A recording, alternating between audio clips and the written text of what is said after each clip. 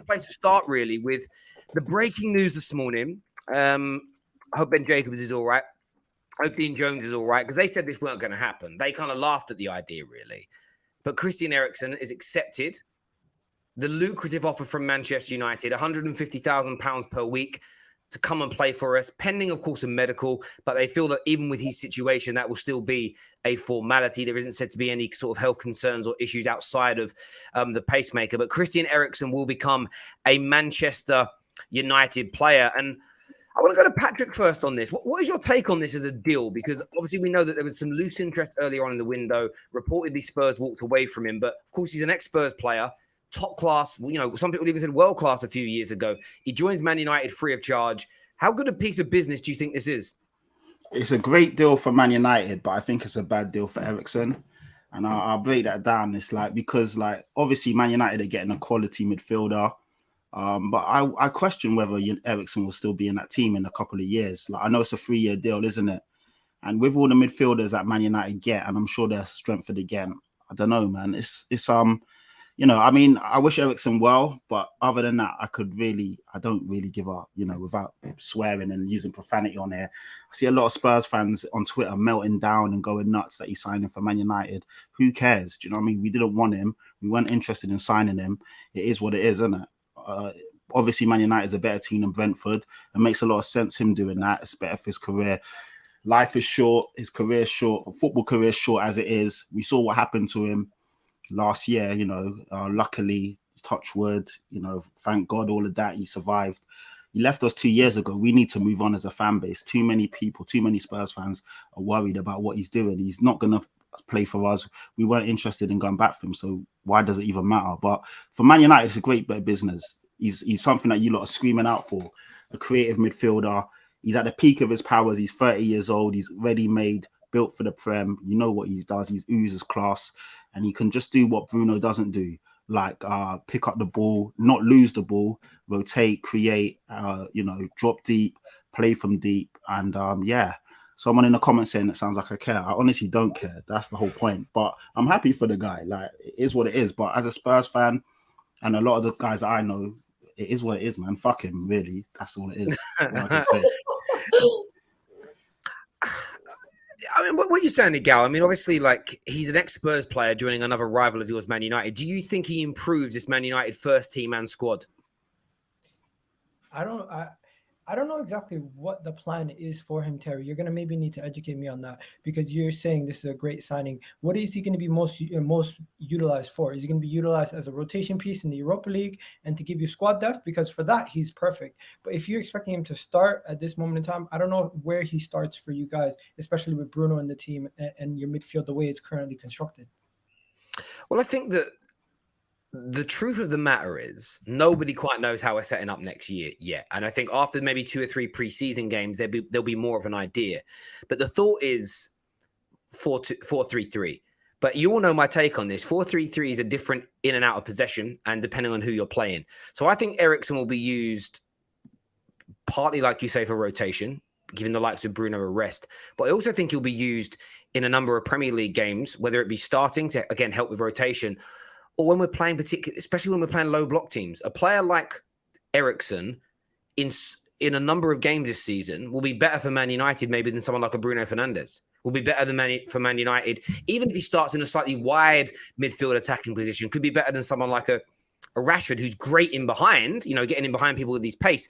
But in terms of those intricate balls to break down low blocks, I think for me, this is someone that does have the ability to impact Man United's first team. But I think first and foremost, he'll start on the bench, and it'll be an opportunity for him to break into the first team. Now, he signed a 3-year deal. The original talks were 1 year with a year extension. The fact it's a 3-year deal tells you that the manager sees him as being integral in terms of trying to create this system that he wants to build over that period of time. So I'm excited about it. And I think the one thing, I praised Arsenal for this a lot recently, the 5-sub rule. Being able to make 5 subs in games gives you so many more options. So having him as an extra option from the bench in particular games as well, I think it's going to be imperative. So yeah, for me, I'm really excited about it. And I kind of get the saltiness because, Patrick, I know you don't care about him anymore. About you. Do you know what I mean? Let me just elaborate. I'm not upset she left me. I don't miss him anymore. Don't miss her. Listen, I can't win in it. I can't win that. But all jokes aside, Bro, like you're I so said, salty. no, I'm not salty. I'm not just speaking my mind. I'm just speaking my truth. Do you know what I mean? But like I said, it's a great bit of business for Man United because it adds a lot of quality to their team. But right now in Eriksen's career, considering what happened, I question his motives behind it. Personally, I think he should have played. He should have stayed at Brentford or gone to a smaller team where he's going to play more minutes. 30 years old, almost dying. You'd think a guy at that point of his career would want to play every single minute. And going to United, you know you're not going to do that. But I understand it because United are a top team, and obviously it's a big team, so it makes sense. Terry, I remember when everyone was trying to laugh at United and make jokes. Oh, Eriksen rejected you. I was one of the people like on here saying, he hasn't. No one closes off their options this early in the window.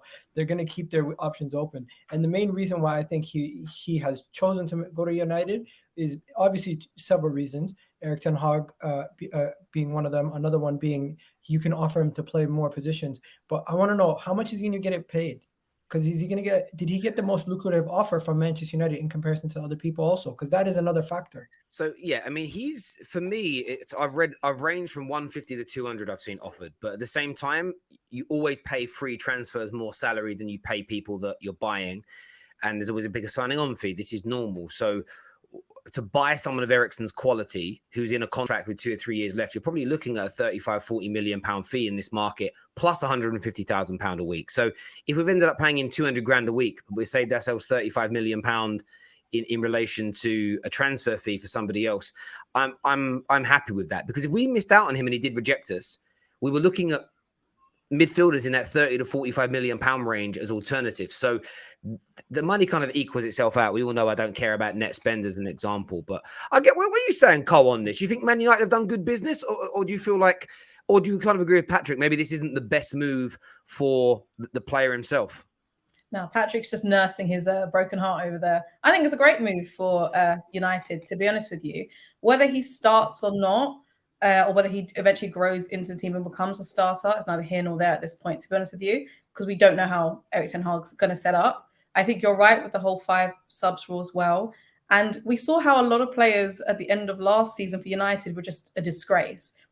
Erik ten Hag needs to bring in a group of players that he's spoken with, the ones that he's approved to sign in to come in. So if these players let him down again, he also has the players that he has signed off and has spoken with and saying, you're going to be in my team. I'm a little bit surprised it's 3 years, to be honest with you. A little bit surprised it was a 3-year contract. I honestly thought it'd be 2 max, but I think it's great for everyone involved. But it's lower risk. I don't really care about wages, to be honest with you. United have always been known for paying premium wages anyway. It's a free transfer. Why not? Why not? And it makes sense. But you mentioned about his mentality, Colleen. His mentality was very bad the last 6 months. He threw his toys out the pram, didn't want to play. You saw in the All or Nothing documentary him asking Levy what's going on, saying that he wanted to compete and all this rubbish, blah, blah, down tools. He was awful to watch. All Spurs fans will back me on this. It was horrible watching the last 6 months of his time here play out. So that's why when I say I don't care, I honestly don't. And a lot of Spurs fans will say the same. He's billed as this Mr. Nice Guy, but he really isn't. But that's by the by. Good luck to him, man. I'm healed. That's why I can honestly say I don't give a fuck. Like, let him do what he wants to do. Like, he's not a Spurs player. He hasn't been a Spurs player for 2 years. It is what it is. You are right in terms of like how he tailed off, and because we've all seen the All or Nothing. But I think if you're a United fan, I think you've got to believe that, you've got to buy into this new Ten Hag project, if you like, and you've got to trust that, he's sat down with the player, he's seen the player profile, that's both on the mentality wise as well, and trust that he's someone that he wants to trust moving forward. So from a United perspective, I think you've got it's almost like a clean slate considering everything that's happened with Eriksen, and just put some trust in Ten Hag and Eriksen. Terry, just to be a pessimist for a second, do you think this could turn out to be a similar situation to Mata, where he ends up in the later years just sitting on the bench and being like a person around the squad? I mean, it could do. I think there is no difference right now because we don't know what United are going to do. But Juan Mata would have been the right signing for the right manager. But the reason that Mata dwindled away is because it was Moyes that bought him and he was sacked 3 months later. And then you had 3 new managers after that, and he was never really part of their plans. He played quite a bit in the opening times for LVG, but this is the manager that wants him for his philosophy, for his style of play, which I think is key. And I echo everything that Colleen said, so I'm not going to kind of like re-epicate it. And obviously, me and Tom spoke about it earlier. That's why I haven't really gone to him, because he spoke on the Terrace earlier on today, all about that deal. Look, I think it is good business. It's not the only bit of business, and United are looking to bring in at least 5 players this summer, and it's why spending 50-60 million on De Jong, if that deal indeed gets over the line, when everyone said, "Oh, but what budget's remaining?"